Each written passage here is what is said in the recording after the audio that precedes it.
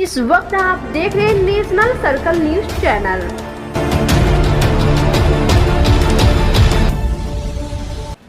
इलाहाबाद विश्वविद्यालय के कुछ छात्र करीब 450 से अधिक दिनों से वहां पर अनशन पर बैठे हुए हैं और धरना प्रदर्शन कर रहे हैं। इलाहाबाद विश्वविद्यालय के इन छात्रों की मांग है कि इलाहाबाद विश्वविद्यालय के गौरवशाली छात्र संघ को बहाल किया जाए।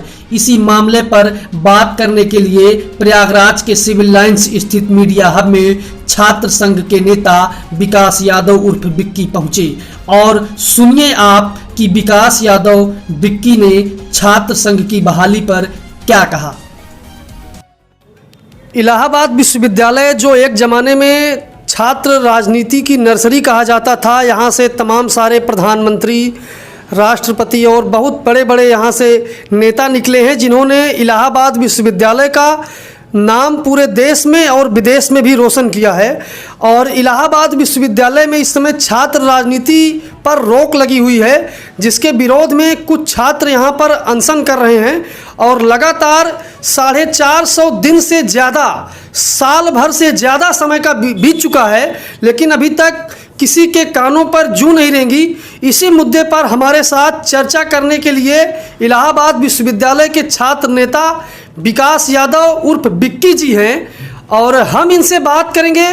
तो बिक्की जी, सबसे पहले ये बताइए, कोई इतना लंबा जो आप लोगों का आंदोलन चल रहा है इलाहाबाद विश्वविद्यालय प्रांगण में, इसके बावजूद कोई कार्रवाई नहीं हो रही है, कोई सुनने वाला नहीं है छात्रों की, और हम अक्सर देखते हैं कि वहाँ पर लोगों की भीड़ रहती है, और इस पर आप क्या कहेंगे? जी, सर्वप्रथम नमस्कार।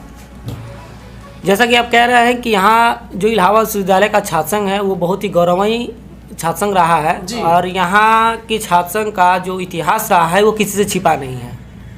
हमारे छात्र संघ को इतिहास का गुरुकुल कहा जाता है, ये समझ लीजिए, छात्र संघ का गुरुकुल कहा जाता है, छात्र संघ का नर्सरी कहा जाता है।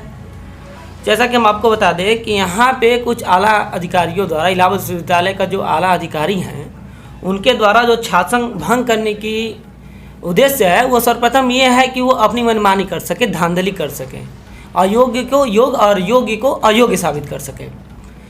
जैसा कि हम इसमें कहना चाहेंगे कि छात्र संघ बहाली एक बहुत ही ज़रूरी विषय है हमारे विश्वविद्यालय के लिए और इसको लेके हम आज आपके साथ जुड़े हुए हैं।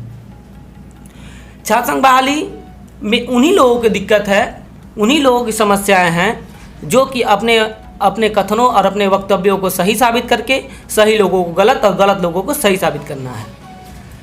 हम ये पूछना चाहेंगे कि छात्र संघ बहाली में क्या दिक्कत है आपको? हम अपनी जिम्मेदारियां समझते हैं। हम जानते हैं कि यहाँ के छात्र जो हैं पढ़ने आए हैं और यहाँ के छात्र पढ़ेंगे, लेकिन क्या छात्रों के पढ़ाई के साथ देश की परिस्थितियों का ज्ञान और उनके परिस्थितियों का ज्ञान और सोचने की जो और वृद्धि करने की जो क्षमता है, क्या उसमें विकास होना सुनिश्चित नहीं है? क्या हम अपने देश के भविष्य के बारे में नहीं सोच सकते हैं? और यदि यह पढ़ाई के अंतर्गत नहीं आता है और यदि हमारी पढ़ाई केवल क्लर्क बनने से है तो हम ऐसी पढ़ाई को निकम्मी मानते हैं। बाकी यहाँ पे आप जैसा कि जानते हैं महात्मा गांधी का भी आंदोलन रहा, जो कि सरकारी कॉलेजों को छोड़ने का जो उनका अंग्रेज़ों का शासन था उस समय सरकारी कॉलेजों को छोड़ के अपने पढ़ाइयों में रोकने का भी जो था, जो आपके जो भारत को बचाने में चाणक्य की नीति थी सिकंदर से, उसमें भी आप देखेंगे तो छात्र युवाओं का ही सहयोग रहा। तो हम इनसे कहना चाहेंगे, कभी कभार देखे होंगे आप जब जाते होंगे कहीं कॉलेज में, महाविद्यालय में, विश्वविद्यालय में या किसी स्कूल में, तो आगे गेट पे लिखा रहता है शिक्षार्थ आइए सेवार्थ जाइए। इसका तो मतलब ये है कि शिक्षार्थ का मतलब हो गया शिक्षा ग्रहण करना और सेवार्थ का मतलब हो गया सेवा करने वाले। लेकिन आज के समय में हमको ये समझना होगा कि शिक्षा ग्रहण करना और केवल किताबी ज्ञानों में रह जाना ही उचित नहीं है, बल्कि हमें समाज और अपने देश के लिए लड़ने की ज़रूरत है। बाकी छात्र संघ बहाली को लेकर जो मुद्दा है वो हम जानते हैं, उनके खिलाफ हमारे आंदोलन चल रहा है, हमारे सीनियर्स अग्रज जो हैं हमारे आंदोलन कर रहे हैं, उसको हम करेंगे। बाकी एक चीज़ मैं आपके माध्यम से, वीडियो कॉन्फ्रेंसिंग के माध्यम से कहना चाहूँगा कि यदि आप छात्र संघ बहाली नहीं करते हैं अब छात्र संघ बहाल नहीं करने देंगे तो हम इसको उग्र आंदोलन के लिए भी प्रेषित करने वाले हैं। तो आपका कहना ये है कि अगर सबका संगठन है, सबका संघ है, तो छात्रों का भी एक संघ होना चाहिए जो छात्रों की बातों को उठाएगा। तो आप हमको ये बताइए विक्की जी कि इलाहाबाद विश्वविद्यालय प्रशासन की ऐसी कौन सी वजह है जो वो छात्र संघ को नहीं चाहती है कि वो छात्र संघ इलाहाबाद विश्वविद्यालय में हो, जबकि एक लंबा समय रहा है इलाहाबाद विश्वविद्यालय का छात्र संघ का जो इतिहास रहा है वो बड़ा गौरवशाली रहा है और उसकी चर्चा देश में ही नहीं विदेश तक होती रही है। यहाँ से बड़े बड़े पॉलिटिकल लोग निकले हैं जिन्होंने बड़ी बड़ी सरकारों को हिला दिया। चंद्रशेखर जैसे लोग यहाँ से निकले, विश्वनाथ प्रताप सिंह जी निकले। क्या अब इलाहाबाद विश्वविद्यालय नहीं चाहता है कि हमारे यहाँ से चंद्रशेखर निकले, हमारे यहाँ से विश्वनाथ प्रताप सिंह निकले? जी, यही मुद्दा और इसी बात को लेके हमारे छात्र संघ पे आंदोलन चल रहे हैं।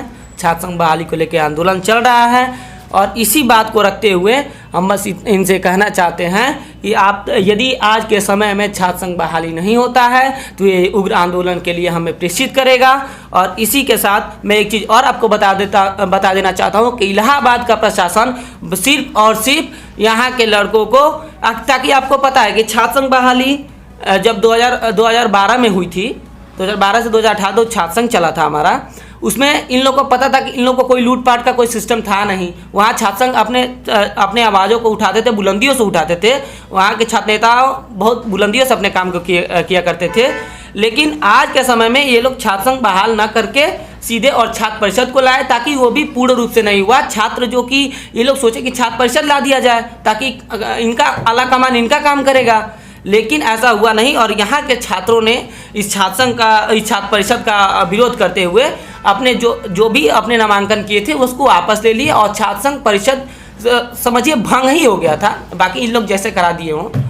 लेकिन अभी के समय में मैं बस इन सब से यही कहना चाहूँगा कि आप लोग छात्र संघ बहाल कर दीजिए, नहीं तो हमारे जो अग्रज हैं, हमारे जो सीनियर्स हैं, हमारे जो सहपाठी हैं, हमारे जो जूनियर्स हैं, उनके द्वारा जो छात्र संघ आंदोलन चल रहे हैं इसको उग्र करने की भी ज़रूरत पड़ेगी तो हम लोग उग्र करेंगे, क्योंकि हम लोग लड़ने वाली कौमें हैं और हम लड़ना बहुत अच्छी तरीके से जानते हैं।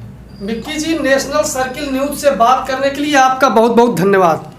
बहुत बहुत धन्यवाद।